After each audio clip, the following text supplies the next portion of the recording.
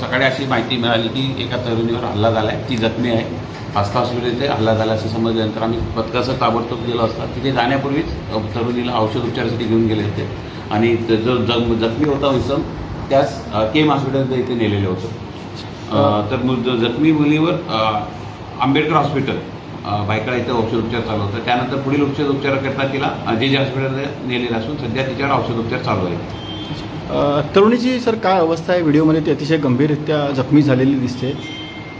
ती जखमी आहे आणि बोलण्याची परिस्थिती नाही आहे. तिच्यावर औषधोपचार चालू आहे. डॉक्टरांनी औषधोपचार जे हॉस्पिटल केलेले चालू केलेले. अधिक माहिती देतो. तरुणाची सर काय परिस्थिती आहे?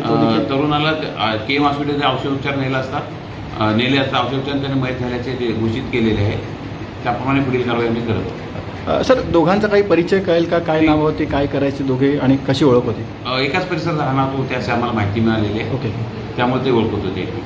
अच्छा, काही प्रायमाफिसी काही कारण कळते का ह्या हल्ल्याचं? अद्याप तपास चालू आहे. तपासानंतर आपण जे काही निष्कर्ष होईल त्याप्रमाणे पुढील कारवाई करू. जो संशय जो होता तो मयत झालेला आहे, तर आता पुढे काय प्रोसिजर असेल त्याबद्दल काही सांगू शकाल? त्या मयत बाबतीत ADR दाखल करण्यात येईल. बाकी गुन्हा दाखल केलेला आहे त्याचा तपास करण्यात येईल.